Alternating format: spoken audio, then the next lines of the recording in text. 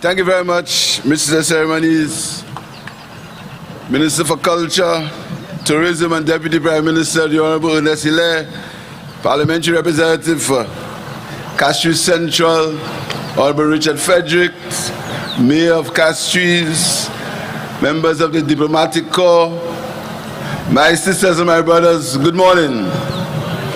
Happy Emancipation Day.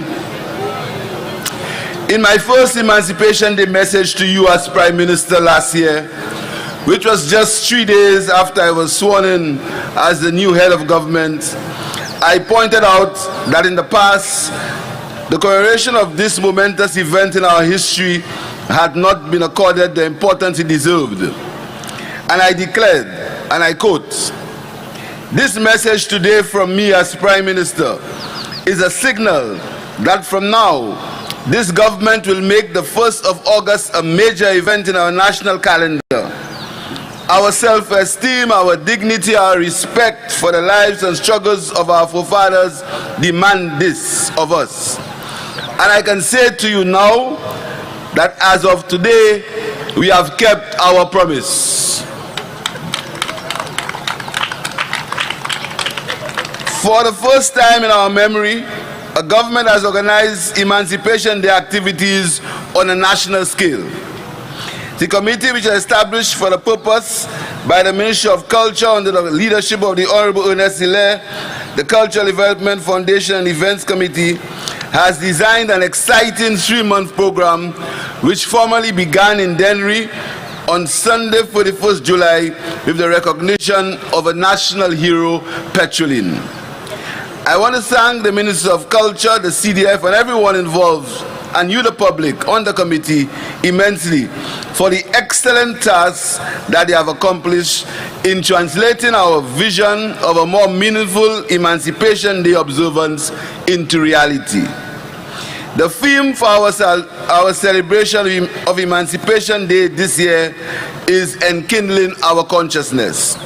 This enkindling is necessary because for too long we have hidden the truth of our history in the furthest recesses of our minds, almost as if we have been reluctant to admit it. And I want to say, and quote, "The descendants of slaves have nothing to be ashamed of by virtue merely of the facts. We must not be ashamed because their continued resistance to and rebellion against slavery contributed greatly to their formal freedom on 1st August 1848. Our forefathers were not merely passive recipients of emancipation. The story of their struggle must be told. Celebrating Emancipation Day, therefore, is to celebrate the victory of our ancestors over the system that enslaved them. Celebrating Emancipation Day is to say that we are strong enough to overcome the slavery of our times, poverty, high unemployment, violent crime, and underemployment. Celebrating Emancipation Day is to say that we as a people are determined to become a prosperous nation, conscious of our strengths and abilities, inherited from our slave foreparents, proud of whom we are and from whence we come. The program of activities that has been organized this year is just the beginning. These celebrations will grow and become grander with time. In fact, the planning committee has mapped out an action program for the next 3 years. As of this year, Emancipation Day will no longer be just another holiday. However, the events this year are more than just a long overdue commemoration of Emancipation Day. They are the enkindling of a movement for the comprehensive education of our people in their history and cultural heritage, so that this knowledge can inspire their values and aspirations and underpin their path to development. As I have said before, this means that this government will embark on initiatives to teach our St. Lucian children and African history in our schools. We will introduce the teaching of our Creole language in the education system and enact legislation to make Creole an official language of our country. We will develop and expand our diplomatic relations with African countries to support our efforts to reinvigorate our African heritage.